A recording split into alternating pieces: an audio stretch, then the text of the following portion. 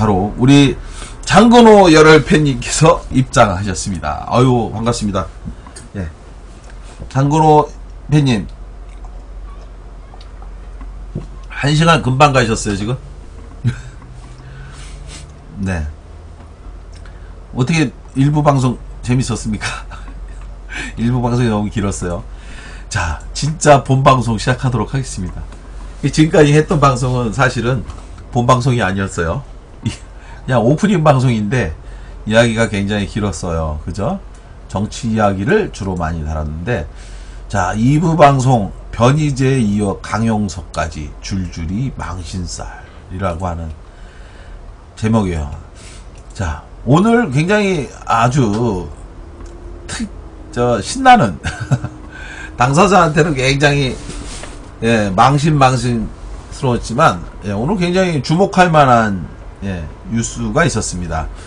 여러분들 뭐 잘 아시는 바로 그 유명한 너고소 강용석 변호사 관련해서 오늘 아주 중요한 판결이 있었죠. 지난해 9월, 그러니까 2015년 9월에 우리 너고소라고 유명한 우리 강용석 변호사가 자신과 가족을 비난한 누리꾼이죠. 200여 명을 고소한다는 내용의 기사에 딸린 댓글. 그러니까 강용석이가 200명의 누리꾼들을 자신과 가족을 비난했다는 이유로 무더기 고소를 했는데, 여기에 이 무더기 고소한 기사에 우리 장근호님, 이거 감사합니다. 들어오시자마자 또 시원하게 별풍선을 쏴주셨습니다. 감사합니다, 늘. 이 200여, 그러니까 자신과 가족을 비난한 누리꾼 200명을 고소한다고 했더니, 그 고소한다고 하는 너고소의 고소왕, 우리 강용석 변호사가 고소했다라고 하는 기사가 나가니까 이 기사의 댓글에 뭐 이런 글들이 이제 실렸었대요.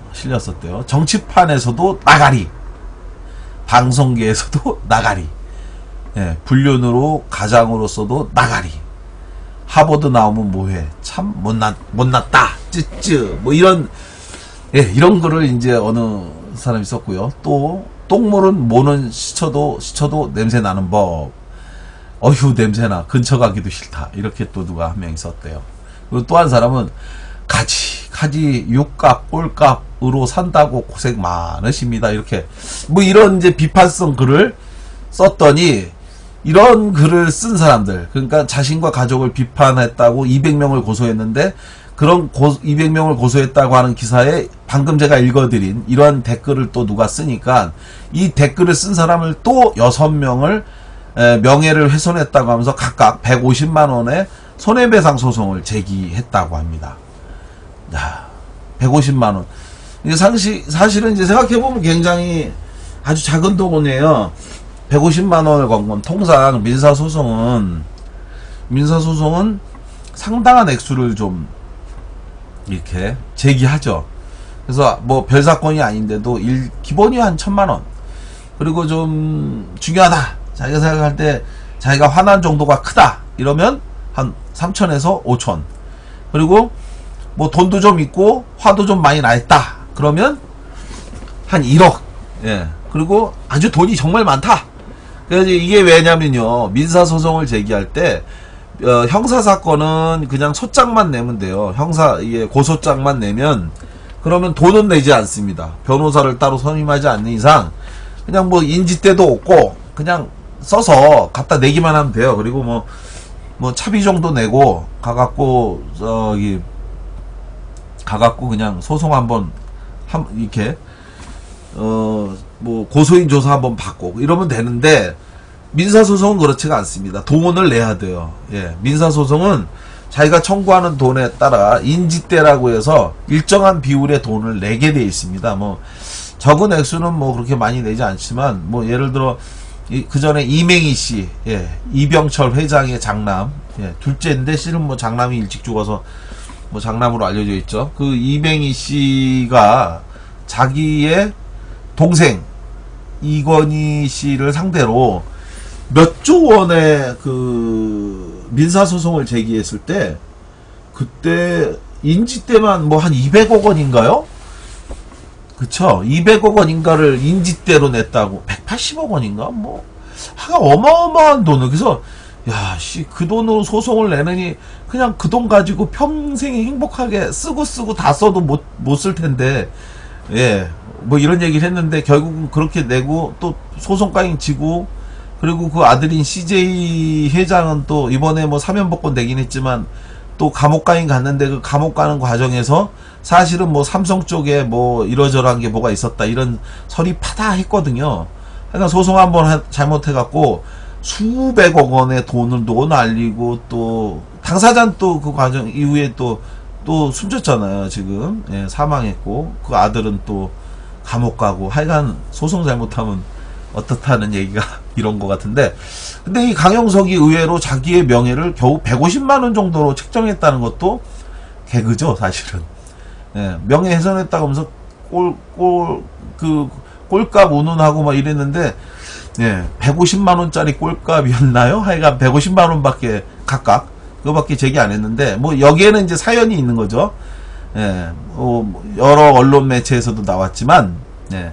진짜로 150만 원 정도는 누군가가 감당할 수 있는 정도의 액수다라고 생각해서 소송을 취하는 대신 100만 원 정도 받고 내가 끝내줄 테니 그냥 100만 원만 내라.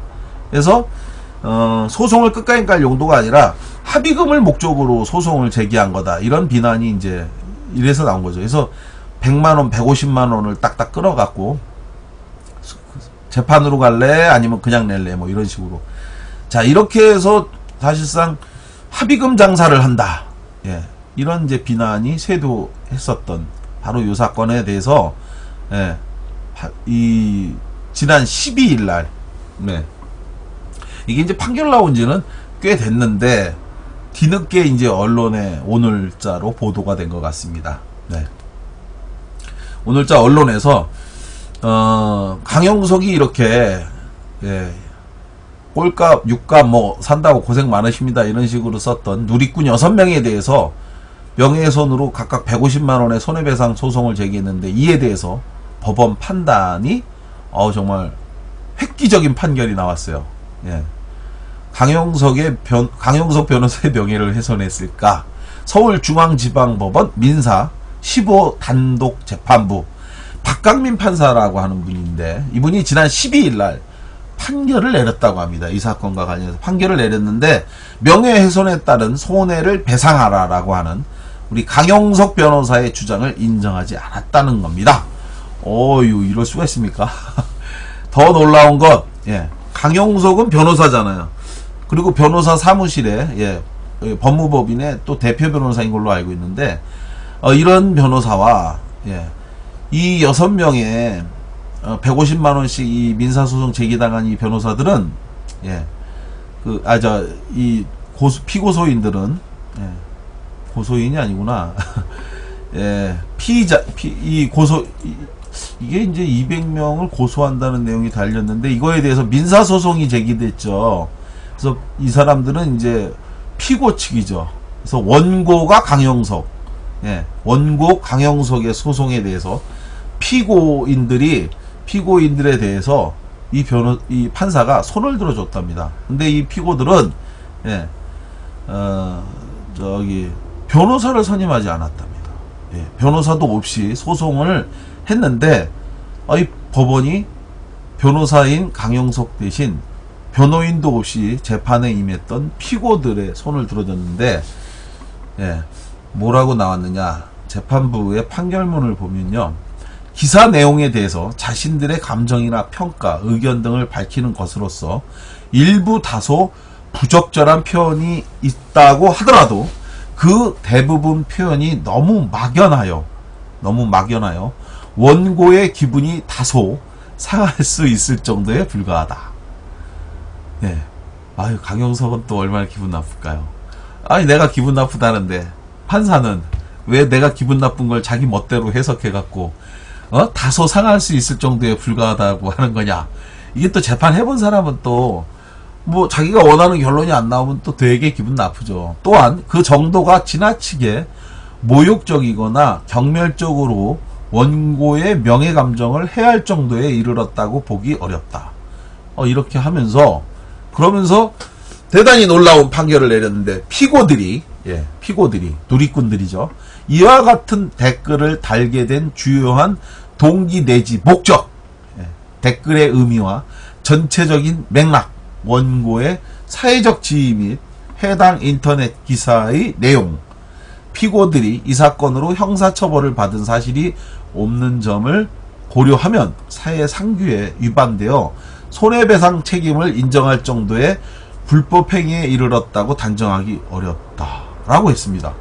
그러면서 강용석이 제기한 각각 150만원의 손해배상 소송에 대해서 전부 기각 판결을 내린 거예요. 그래서 원고 패소 판결을 내렸습니다. 이거에 대해서 언론사 기사들이 붙인 제목, 강용석 육각 꼴값, 명예훼손 아니야, 이렇게 됐어요. 자, 여러분, 강용석은 이제 앞으로 육각 꼴값이라고 하는 단어를 들어도 명예훼손으로 인정이 되지 않는다. 이 정말 아주 놀라운 판결인 것 같아요. 그리고 변호사가, 법을 아는 사람이 예전에 제가 누구를 하나 이렇게 말도 안 되는 어떤 아주 못된 사람이 있었어요. 유치원 아이들을 괴롭히고, 그래서 그 유치원 아이들에 대해서 잘못한 행위에 대해서 정당한 감사 절차를 통해 업무를 했더니 이것에 대해서 저에게 소송을 명예를 훼손하는 글을 여기저기다 써서 올린 아주 웃기는 사람이 있었는데, 그 사람에 대해서 제가 고소하러 가서 경찰서에 갔더니, 그 경찰서에 가니까 그런 사람이 있다는 거예요. 요즘 뭐냐면 일간베스트 저장소나 이런 데다가 일부러 누군가를 자극하는 글을 써서 올린답니다. 그러면 사람들이 그걸 보고 뭐 욕을 하잖아요. 네티즌들이 인터넷에서 이 새끼 웃기는 놈이다, 뭐 나쁜 놈이다 하면서 막 그렇게 해서 욕을 하도록 유도한 후에, 그리고 나서 그렇게 욕을 하게 유도한 후에 그 사람을 고소해갖고, 그래가지고 합의금을 받기 위한 목적으로 일부러 그렇게 도발하는 경우가 있다라는 이야기를 경찰이 직접 제가 하는 거를 많이 들었습니다. 그래서 용산경찰서가 특히 이제 마포경찰서, 서부지검 앞에 마포경찰서에 특히 이제 그런 사건이 굉장히 많이 와요. 그리고 변희재 씨가 한 고소도 하여간 거기 문장 많다고 아주 캐비넷을 열어서 보여주는 그런 것도 제가 직접 확인하고 그랬는데, 근데 이제 마찬가지로 여기서도 보면 끊임없이 뭔가 문제를 야기하는 발언을 하고, 그렇게 야기한 발언에 대해서 원래 욕을 하면 안 되죠.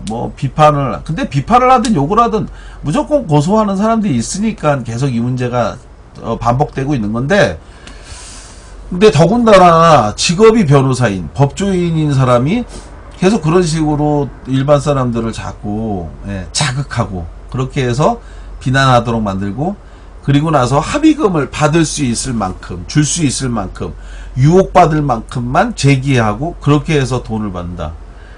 그렇게 해서 번 돈으로 고기를 사 드시는 건지 뭘 하는 건지 모르겠는데, 그렇게 하고도 본인이 전 국회의원을 지내고, 또 국회의원을 나가려고 또 준비했었고, 그리고 또 방송인으로 굉장히 많은 사랑을 받았었고, 그리고 그러다가 또 본인이 이러저러한 또 안 좋은 일에 연루돼서 결국은 방송도 하차하고 물러났는데, 그리고 나서 나는 문제없어 라는 식으로 계속해서 또 다른 문제를 야기하면서 그렇게 가는 거, 정말 이래도 좋은 건지, 이렇게 해도 되는 건지 정말 진지하게 묻지 않을 수 없습니다.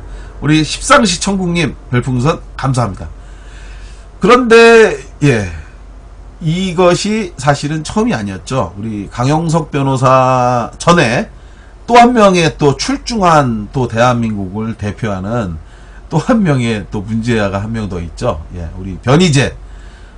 이 사람 앞에 많은 사람들이 보수 논객이라고 하는 단어를 쓰는데, 논객인지 아닌지 잘 모르겠는데, 하여간 많은 사람들에게 정서적 스트레스를 많이 주고, 다른 사람들이 싫어하는 말을 자꾸 많이 해갖고 그걸로 관심을 자꾸 얻으려고 하는 안타까운 사람 중에 한 명. 예. 이 변희재 씨도 또 남부럽지 않을 만큼의 또 고소왕 아닙니까? 이런 이야기 했다고 고소당하시던 강남필님. 네. 언론 기사 읽어주고 있는 거예요. 바로 이러니까 이제 고소가 먹히고 있는 거죠. 예, 법적 대응하면 여가 사람은 피곤하죠. 그러니까 이제 계속 그런 식으로 하는 건데, 이 변희재 씨, 예, 강용석 변호사 전에 또 세상 사람들에게 또 큰 또 이슈를 또 갖고 나왔습니다. 대단한 발상입니다. 최고의 대학을 나온 자들의 민낯입니다. 그러니까요. 누가 제가 그랬어. 이렇게, 우리 변희재 서울대 미대 미학과 출신이죠. 네. 그래서 제가 어느 분을 얼마 전에 만났어요.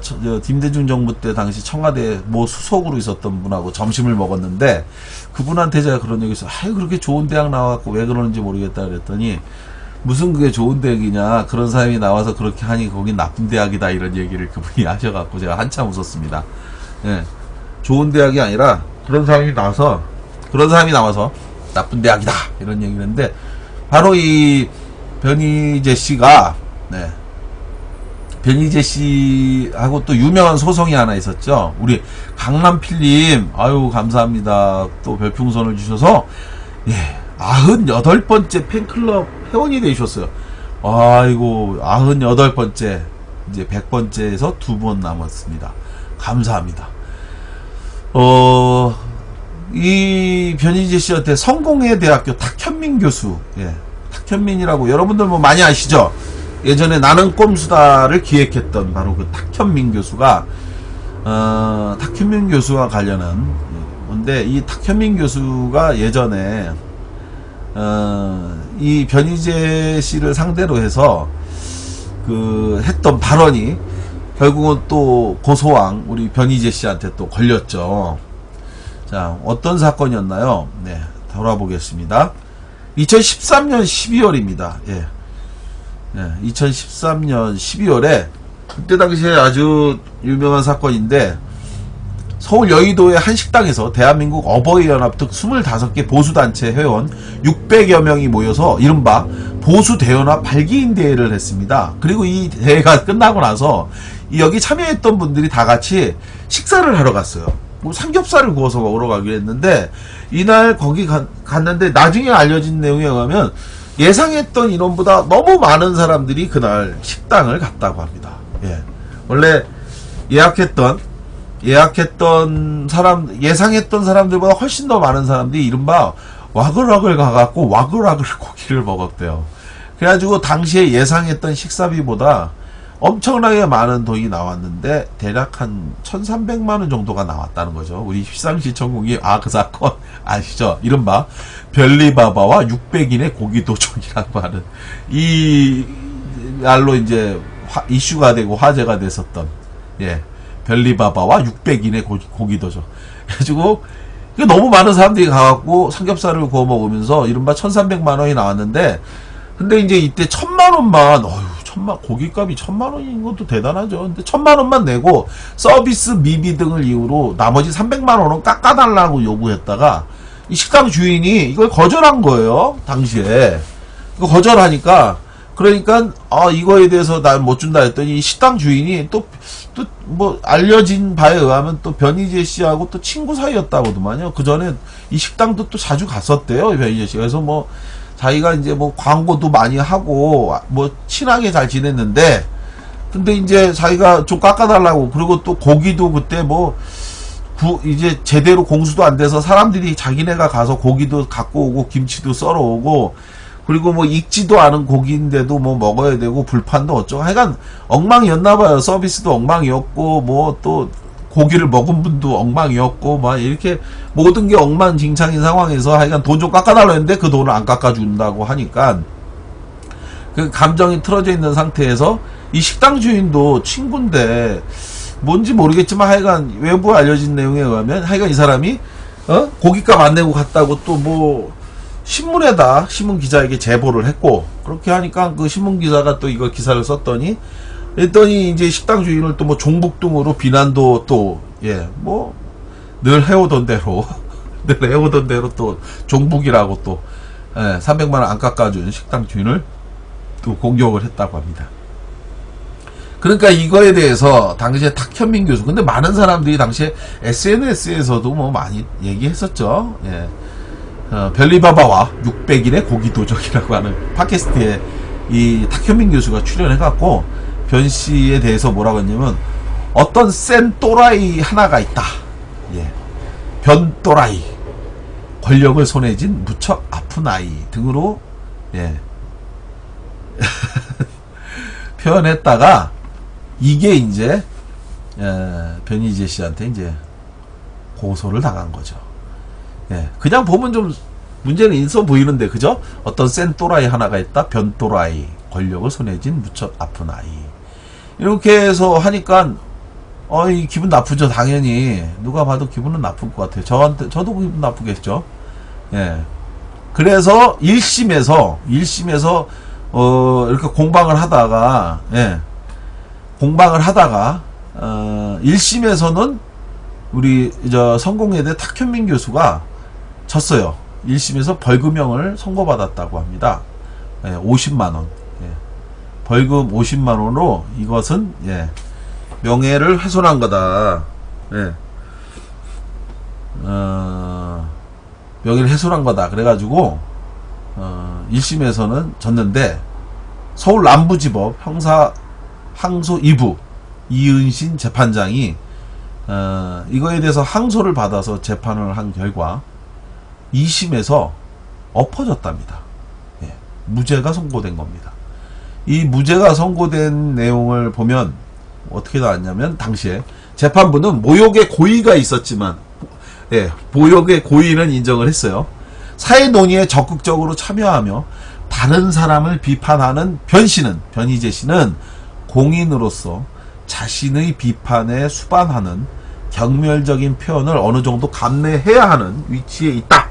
따라서, 예, 이 탁현민 씨가 한 공격에 대해서도 남을 비판하니까 당신도 이것을 수용해야 될, 예, 의무가 있다. 뭐 이런 개념으로, 예, 비록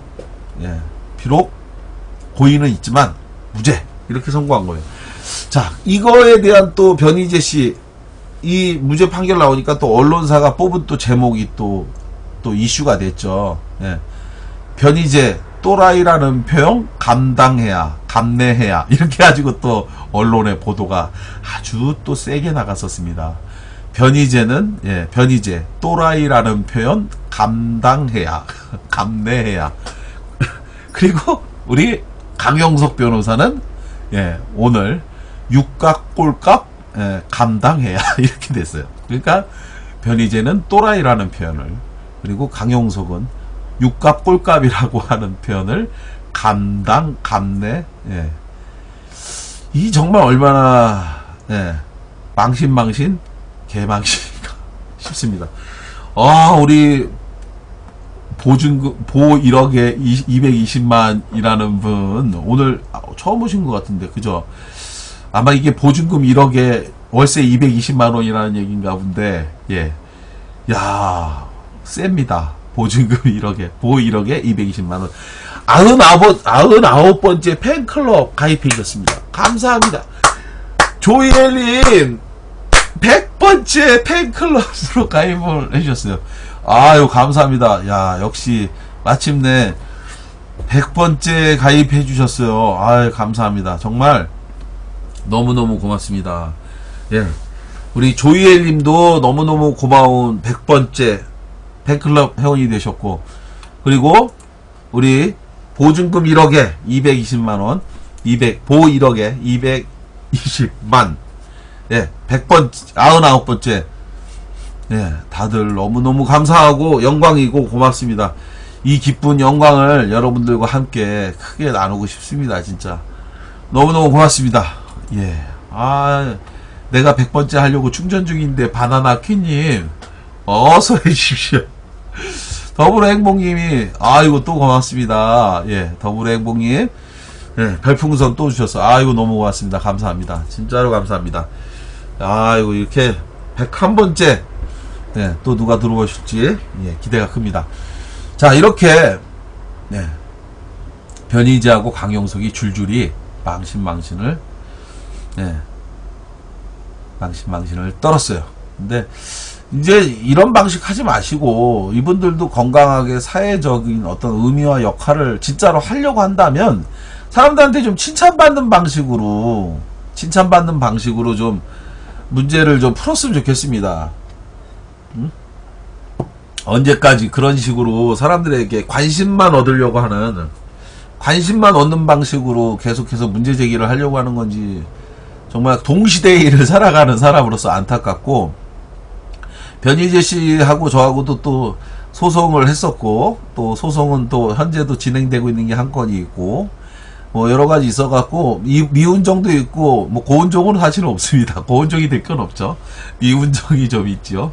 예, 미운정이 좀 있고, 그리고 또 그래도 좀 또 이렇게 보면 집적제가 본 적도 몇 번 있고 해갖고 또 이렇게 저렇게 또 마음도 또 쓰이는 게 있어요. 뭐 우리가 뭐 원수진 것도 아니고 또 부모 죽인 무슨 뭐 왼수도 아니고 하니까 약간 좀 예, 본인이 생각하는 방식으로 사람들한테 사랑받는 방식으로 예, 좀 문제를 좀 해결하면 좋을 것 같다. 그런 예, 바람을 전하면서 다음 이야기로 넘어가겠습니다.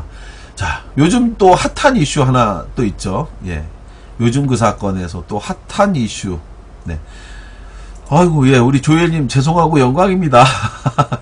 제가 감사하지 무슨 죄송할 거가 있습니까? 영광입니다. 충전해놓고 99번째 팬값 누가 하면 쏠려고 대기 중이었는데 아무도 안 써서 쏜 건데, 이렇게 해서. 야, 정말 감사합니다. 99번째 팬값. 그거 굿땡인데, 아유, 좋은 거예요. 제가 감사하고 너무너무 고맙습니다. 천가요 팬님들, 아유, 명주 소나무님 역시 갑입니다요. 예. 명주 소나무님, 영주 사세요? 예, 명주입니다. 명주. 영주가 아니라 바쁜물꿀님. 예, 매니저님 후원 계좌는 아직 없나요? 후원 계좌 아직 없습니다. 별풍을 선물하면 자동 팬클럽이군요. 계속 어떻게 팬클럽 가입하나 찾았어요. 조엘님, 야, 100번째 팬클럽 가입하셨습니다. 별풍선을 많이 쏘시면 자동으로 거기서 열혈팬으로 바뀝니다. 예, 아, 그렇군요. 열혈팬. 멋집니다. 조엘님. 아하, 예, 경사네요. 곧 999 됩니다. 아자. 예. 그렇게 되도록 방송을 길게 해야 되는데, 그렇게 하려면 제가 아마 한갑 때까지 해야 될 것 같습니다. 지금 분위기로 보면. 예. 자, 이철성, 예, 경찰청장 내정장님, 음주운전의 신분 소교, 예. 요즘 이제 핫한 이슈 중에 또 하나가 바로 이거죠, 예.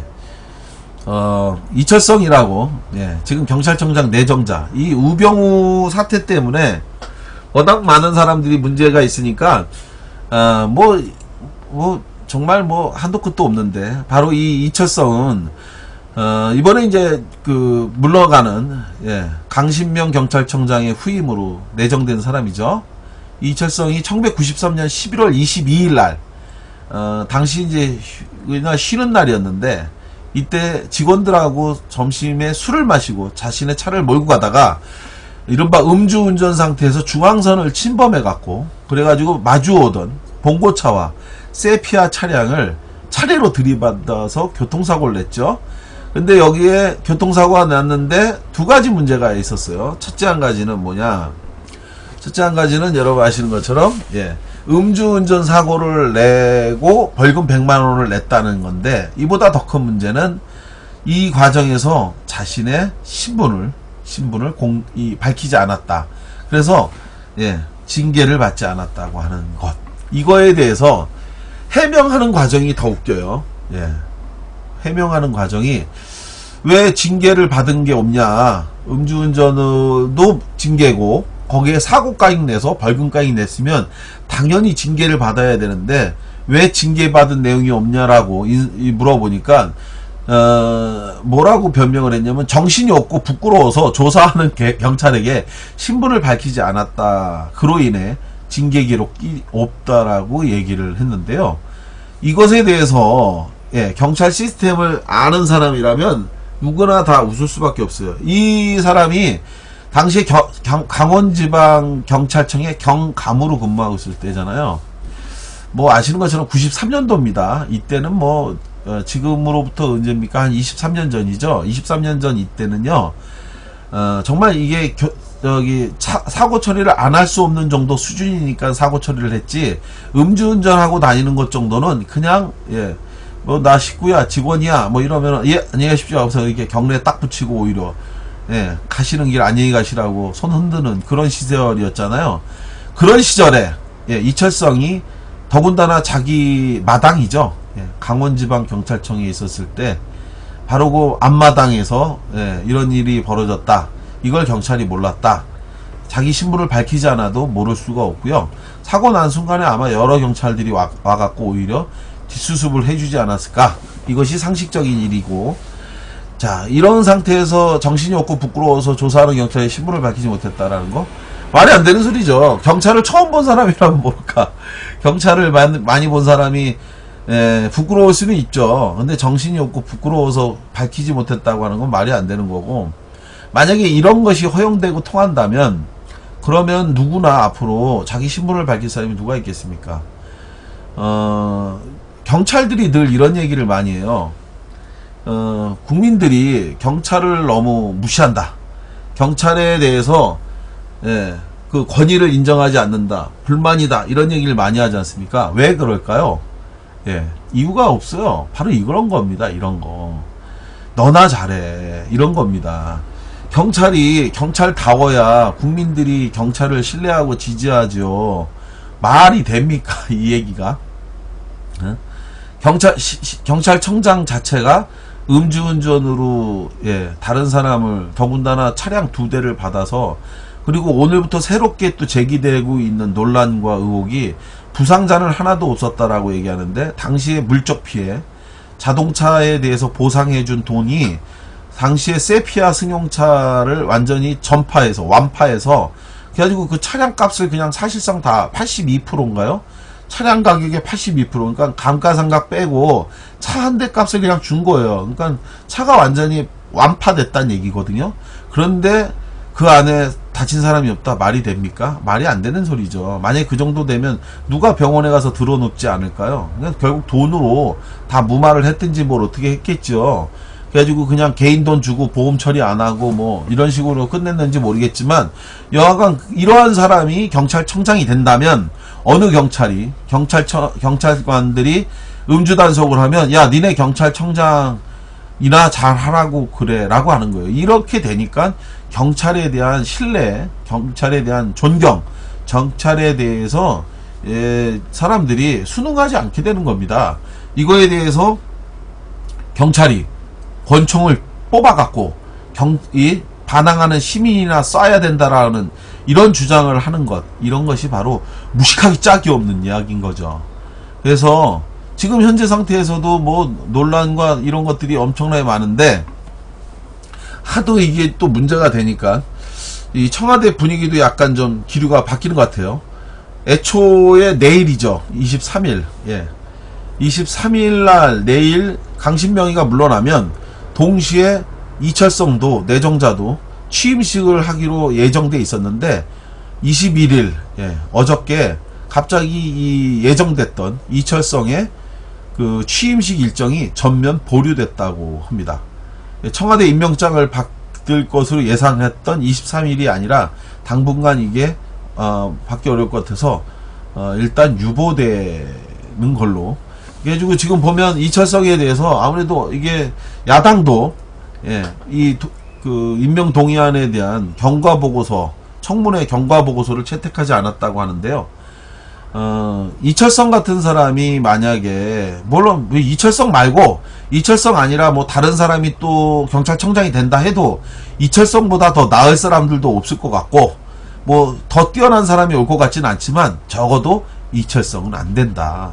우병우도 되는데 뭐가 문제냐라고 따진다면 또 그것도 할 말이 없는 얘기지만, 그러나 이철성은 안 된다. 그러면 또 누가 얘기해요? 아니 뭐 음주운전 뭐 누구도 했는데 뭐 그거 갖고 이러냐 저러냐. 아무개 유력 정치인, 야당 정치인도 과거에 뭐 음주운전으로 뭐 어쩌고 저쩌고 했는데 그 사람은 문제 없고 이 사람만 문제냐, 이런 얘기 하는데요. 제가 그 반론을 듣고 좀 기가 막히고 좀 웃겼는데, 왜 웃겼냐? 적절치 않은 반론이기 때문입니다. 만약에 누구든 경찰청장으로 임명될 사람이라고 한다면 누구든 안 되는 얘기입니다. 경찰청장이 아니라면 그러면 뭐 23년 전 몇 년 전에 있었던 일이고, 그리고 그거에 대해서 뭐 또 95년도에 사면도 받았다고 하고 뭐 어쩌고 하니까 뭐 본인이 엄청나게 반성하고 뭐 이랬다면 몰라요. 그런데 적어도 법을 집행하는 사람은 안 된다는 얘기입니다. 경찰청장이 그러면 당장 오늘 밤에 여기저기서 지금 음주 단속하고 있는 데에서 걸린 사람들, 아니 경찰청장도 음주운전하고 했는데 뭐가 문제냐, 그리고 나는 신분 안 밝히도 뭐가 문제냐, 이런 식으로 할 거 아닙니까? 그러니까 안 된다는 겁니다. 그거는 국가적인 비극이에요. 경찰이 존경과 신뢰를 받지 못한다면 그것보다 더 큰 비극이 어디 있어요. 그런데 이걸 대다수 고생하는 많은 경찰들이 있고, 정직한 경찰관도 많고, 그리고 신뢰받는 경찰관도 많아요.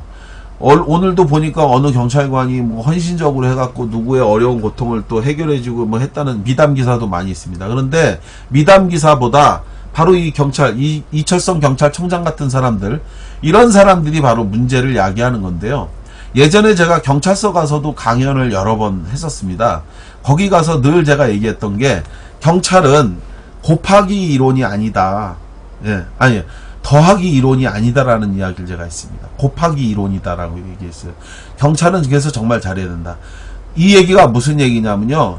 경찰은 A 경찰관이 뭐 잘해서 한 80점, 그리고 B 경찰관이 못해서 한 60점. 그러면 C 경찰관이 또 더 못해서 한 20점. 이렇게 됐다고 쳐봐요. 80점, 60점, 20점. 그러면 얼마가 되나요? 160점이 되죠. 이게 경찰의 점수냐? 그렇지가 않다는 거예요. 경찰은 더하기 이론이 아니라 곱하기 이론이다. 이 얘기가 무슨 얘기냐? 한 경찰관이 잘해서 12,762점. 그리고 B 경찰이 좀 못해갖고 곱하기 한 8,800점.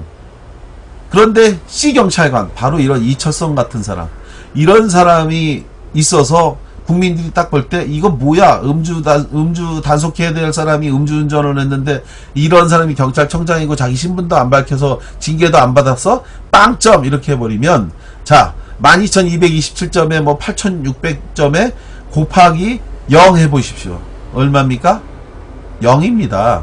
이래서 경찰은 더하기 이론이 아니라 곱하기 이론이다. 한 사람만 잘못해도 이건 끝나는 거다. 그러니 모두가 잘해야 된다. 그러지 않으면 잘하지 못해놓고 왜 우리가 늘 열심히 하고 노력하고 고생하는데 왜 국민은 너무 야박하게 하십니까? 라고 비판하는 것이 적절치 않다.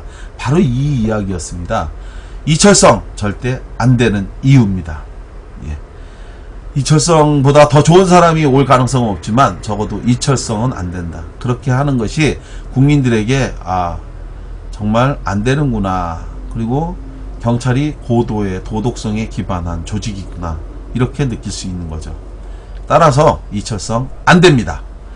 자, 오늘 이제 요즘 그 사건은 끝내고, 바나나 퀴님 마침내 101번째 팬클럽이 되셨습니다. 너무 감사합니다. 고맙습니다. 우리 아까 전에 우리 호로간 메뚜기님께서 고반장님 99번째 100번째 팬클럽 가입한 분들에게 선물 주시는 게 어떨까요? 라고 제안을 하셨어요. 기다렸습니다. 99번째 그리고 100번째 99번째 우리 님이 바로 보 1억에 220만 99번째 팬클럽님. 그 앞전에 계신 분들도 너무너무 감사하죠. 당연히. 근데 사실은 상이라고 하는 게, 선물이라고 하는 게 다 드리고 싶은데, 제 마음은. 근데 다 드리게 되면 저는 좋은데 저를 협찬해 주시는 우리 사장님, 이종기 별을 따다 구운가자 사장님이 부담될까봐 저는 또 땀이 납니다. 그러니까 다 드리고 싶지만 그래도 상징적으로 드리고, 대신 이 고상만의 뉴스속 그 사건 이거를 소개받아서 신청했습니다 라고 하면서 하면 조금 더 챙겨주실 거라고 전 믿습니다. 우리 이종기 사장님이. 여러분들이 또 사주셔야 또 이렇게 또 우리한테 기증을 하니까, 자, 99번째 우리 보증금 1억에 보 1억에 220만님, 그리고 100번째로 팬클럽에 가입해주신 우리 조이엘님, 그리고 101번째 팬클럽으로 가입해주신 우리 바나나 퀴님, 이 세 분에게 별을 따다 구운 과자, 예, 선물로 드리도록 하겠습니다.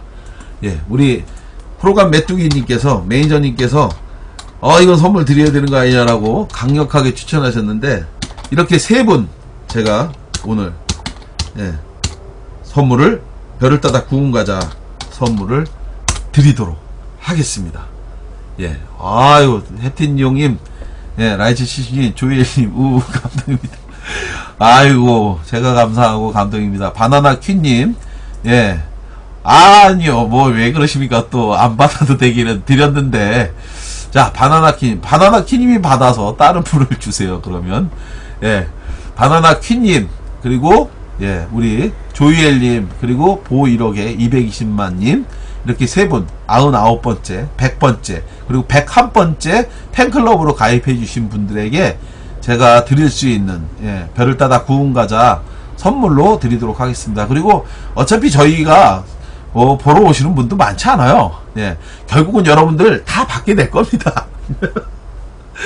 그냥 먼저 받으시는 분이 있고 좀 늦게 받으시는 분이 있는 겁니다.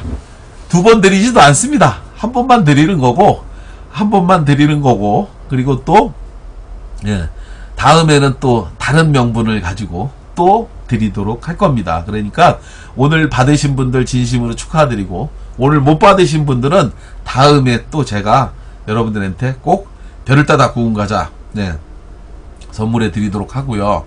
그리고 또 여기 계신 분들이 홍보 많이 해주셔서 우리 별을 따다 구운 과자가 많은 분들에게 홍보돼서 좋은 과자거든요. 정말 맛있습니다. 건강하고, 그리고 특히 유아 아동, 그리고 건강한 또 신부, 예, 예, 그 임산부, 뭐 이런 사람들이 드시면 정말 좋은, 예, 건강한 과자입니다. 여러분들이 맛있게 들어주시고 후에 홍보해 주시고 안내해 주시면, 우리 빵 짓는 농부, 이 아이디가 빵 짓는 농부님인데요. 이 빵 짓는 농부인 우리 별을 따다 구운 과자 이종기 사장님께서, 예, 정말 더 고마워 하실 겁니다.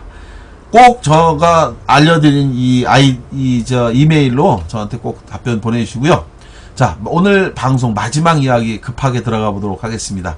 이제 또 시간이 또 많이 지나가고 있어요.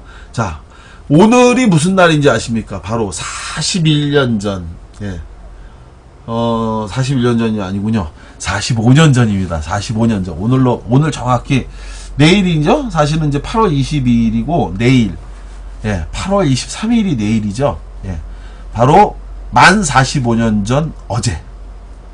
예, 만 45년 전 내일이군요. 만 45년 전 내일.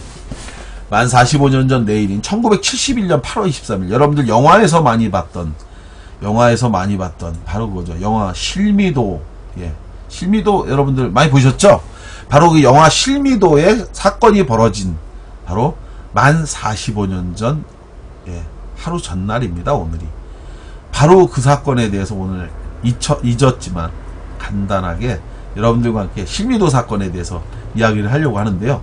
실미도 사건, 국가가 벌인 31인의 추도식이라는 제목으로 여러분들과 함께, 예, 마음으로 그분들의 추도식을 좀 하려고 합니다.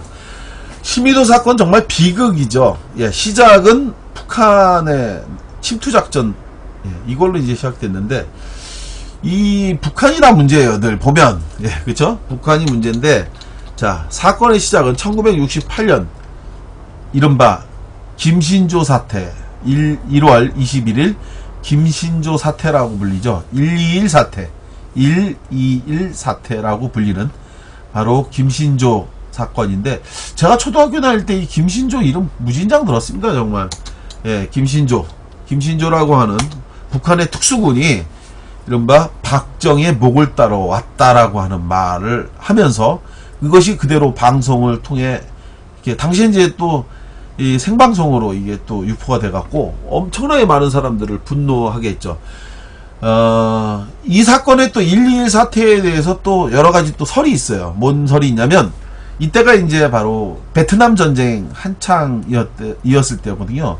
베트남 전쟁에 한국군이 베트남에 가니까 베트남을 지원하기 위해서 북한이 그래서 이제 이 남한을 침투 공작을 했다라는 설도 있어요.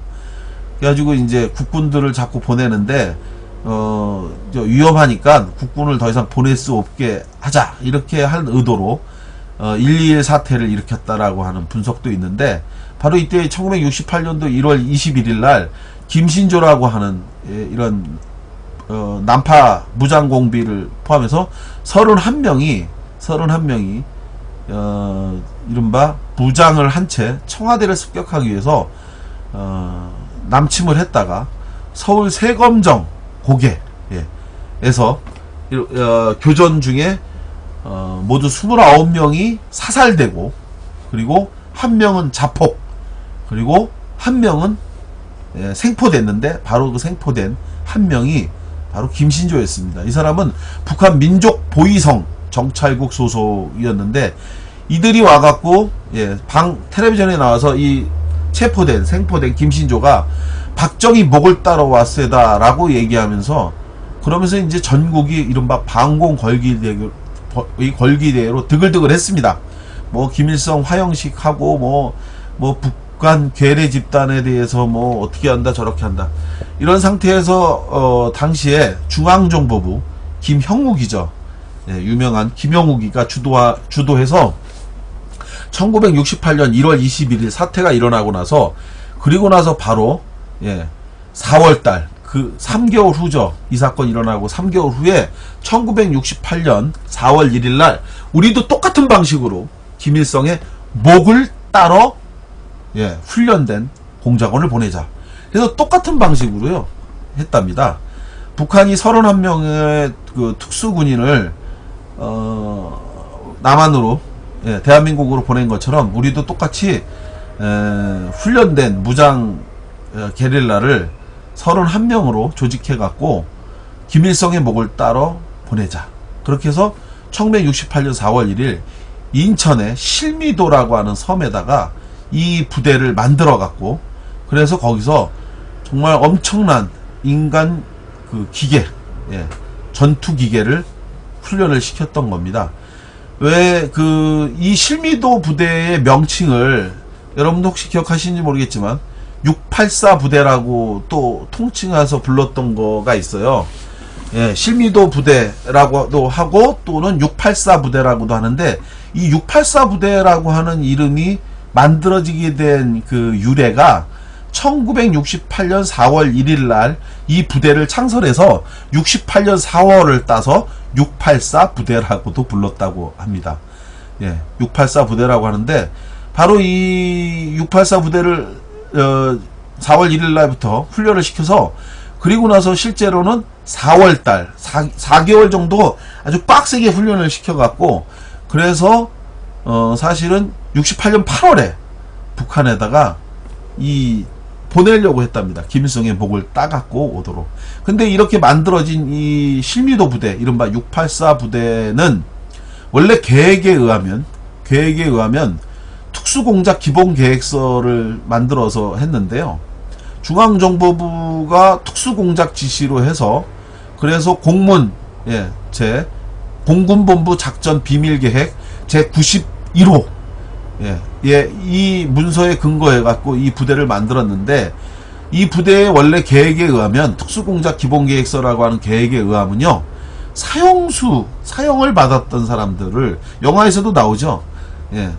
이 갇혀있는, 그리고 또 뭐 여러 차례 감옥에 가 있는 무기수들, 뭐 이런 사람들을 니네가 나와서 특수훈련을 받고 김일성의 목을 따고 돌아오면, 그러면 너희들 전부 다 직장과 그리고 재산을 주고, 그리고 너희들이 그동안 감옥을 갔었던 그런 그 감옥 갔다 왔던 그 전과를 전부 다 삭제해 주겠다. 이래가지고 우선 사형수들로 구성을 하고 뭐 이렇게 하려고 했는데, 백동호 씨가 쓴 실미도 재밌게 읽었는데 춘포 7님 이 사람이 그러니까 실미도라고 하는 2권의 책을 썼더만요. 그래서 이제 이게 영화로도 만들어졌는데 그러면서 이분이 이제 거의 실화다큐처럼 했는데 이 백동호라는 분이 지금은 책을 안 쓰나 봐요. 그냥 참 좋은 책을 많이 쓰는데 참 좋은 책이 많이 안 팔리는 게 문제예요. 그죠? 실미도 영화 봤는데 너무 슬펐음. 맞습니다. 그런데 이렇게 사형수, 무기수 이게 오랫동안 감옥 갔다 온 사람들 중심으로 해서 했는데 이후에는 이제 법적인 문제가 있어서 민간인으로 대체되기도 했다고 합니다. 문제는 이렇게 해서 이제 4개월 연락 빡세게 훈련시켜갖고 그래가지고서는 북한으로 보내갖고 4개월 안에 끝내려고 했는데 갑자기 영문을 알 수 없지만 지금도 이유를 알 수 없지만 68년 8월에 북파가 되려고 했던 그 계획이 갑자기 취소가 됐답니다. 문제는 그 다음부터였답니다. 그렇게 취소가 되고 난 다음에 언제든지 북한을 빨리 가서 끝장을 보고 그리고 신분을 세탁해서 자기가 기대했던 새로운 제2의 인생을 살려고 했던 이들에게 이후 3년간 만 3년이 지나도록 아무런 연락이 없었던 거예요. 아무런 연락도 없고 영화에서도 나오죠. 예, 이후에 나오는 밥도 이제 부실하게 나오고 양도 적고 그리고 이러니 저러니 연락도 없고 결국 그런 상태에서 혹독한 훈련과 열악한 보급 그리고 월급을 또 주지 않은 상태로 말이 쉬워 3년 4개월입니다. 실미도라고 하는 그곳에서 예, 아무도 거들떠보지도 않고 내일이 어떻게 되는지 그리고 앞으로 어떻게 된다는 건지 그런 상황에서 남북관계는 계속 바뀌고 변하니까 이거에 대해서 누구도 다 귀찮아하고 또는 뭐 그냥 감옥으로 다시 보내자는 얘기도 있고 말도 많고 탈도 많은 상황에서 이 사람들이 도대체 자기네들 어떻게 할 건지에 대해서 이른바 인간 병기 단순히 훈련받고 누구를 죽이는 것에 대해만 계속 그 강조받았던 이들이 결국 어떻게 되는지에 대한 불만을 품고 마침내 사건을 결행했습니다. 그것이 바로 예, 만 45년 전 내일이죠. 1971년 8월 23일 예, 공작원 24명이 새벽 6시를 기해서 자신들을 관리하던 기관병 18명을 살해하고 실미도를 탈출한 사건입니다. 이렇게 탈출해갖고 이들은 청와대로 가려고 했다고 하죠. 청와대를 가서 도대체 예, 박정희에게 물어보려고 했답니다.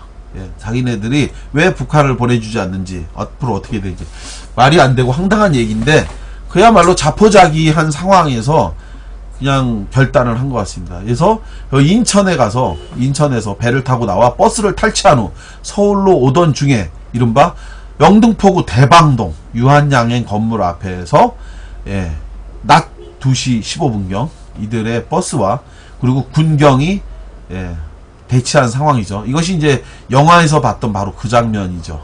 여기서 마지막 총격전을 벌였고 그러다가 이제 마지막 순간에는 그 탈취했던 버스에 타고 있었던 사람들 승객들을 모두 다 내리라고 한 후에 그리고 나서 그 안에서 스스로 수류탄을 터뜨려 부대원이 예, 대부분 사망을 했습니다. 이때 당시에 교전하고 뭐 하다가 경찰관 2명, 민간인 6명, 그리고 공작원 20명이 예, 모두 목숨을 잃었고요. 그리고 24명이 탈출했다고 했잖아요. 예, 20명이 이제 폭사해서 죽었고요. 그리고 다행히 요행이 그 버스에서 폭사해서 죽지 않은 생존 공작원 4명이 있었다고 하는데 이들이 전부 군법회의에 회부가 됐답니다. 이들이 신분상 군인도 아니었어요. 사실은 말만 684 부대였지 군인도 아니었는데 그런데 왜 군법회의에 회부했는지 이것도 사실은 잘못된 거예요. 그죠? 우리 아이고 감사합니다. 우리 킬러? 예, 킬러인가요?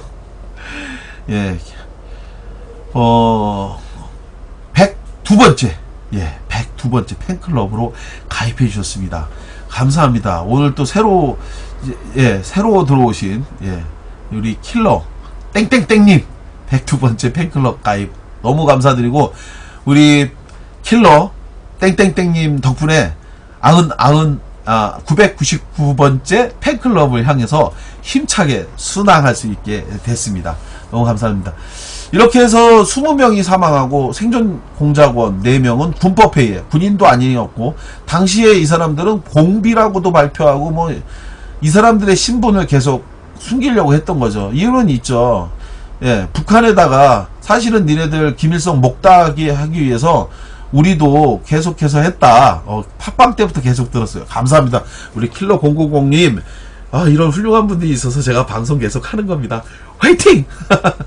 자, 이렇게 해서, 북한에다가 사실은 니네 죽이려고 우리들도 공작했다. 이런 얘기를 할 수가 없으니까 이걸 어떻게든지 유야무야 가리고 덮으려고 했던 것. 바로 이게 실미도 사건인데, 결국 이렇게 생존했던 4명 군법회의에 해부돼서 1972년 3월 10일, 예, 3월 10일 전격 전부 사형 집행 선고돼서 목숨을 잃은 사건입니다.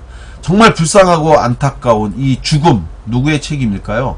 아무도 기억해 주지 않는 바로 684 부대, 예, 이 실미도 특수공작원 31분, 이 31명이 목숨을 잃었던 이 사건인데요.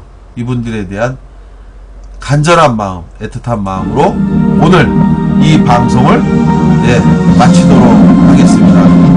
예. 어느덧 오늘도 또 방송 시간이 2시간이 넘어갔습니다. 예. 많은 분들이 함께 해주신 덕분에 오늘도 방송을, 예, 잘 마칠 수 있었습니다. 늘 고맙고 감사하고, 네, 영화에서는 사형수들을 모았다고 나오는데 거짓이지요. 예, 맞습니다. 조엘. 예, 사형수였지만 짠하네요. 누구나 다 정말 행복하게 살고 싶은 거죠. 예, 전쟁이라고 하는 것, 북도 해서는 안 될 짓을 했고 남 역시 해서는 안 될 일을 했던 겁니다. 서로 죽이지 않고 평화롭게 사는 길, 그 길이 정말 그렇게 과한 욕심인가요? 평화적인 대한민국, 평화로운 대한민국, 남과 북이 같은 민족입니다.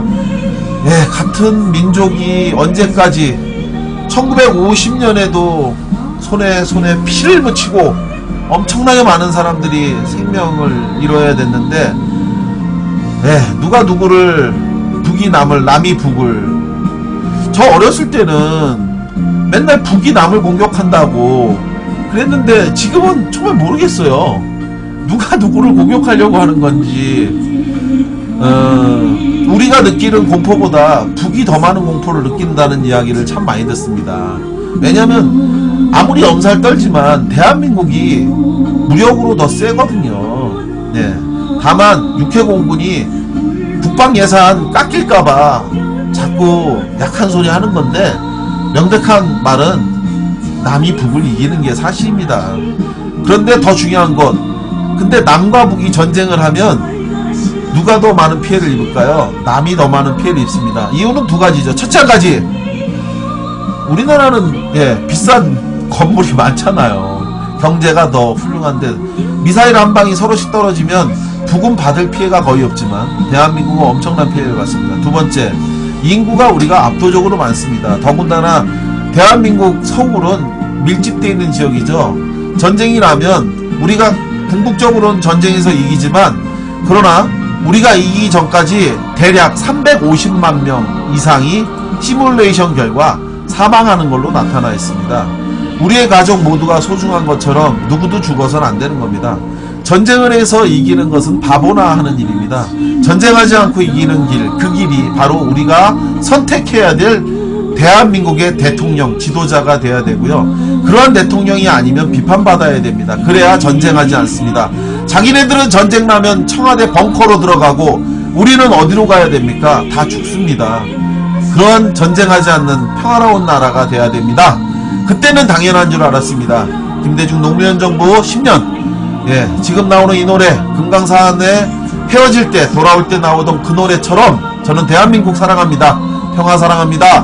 모두가 평화로운 세상 원합니다. 금강산이 다시 열리고 멈춰진 개성공단의 기계가 다시 돌아가는 그날까지 대한민국 남북 평화를 우리 모두 다같이 응원해야 되겠습니다.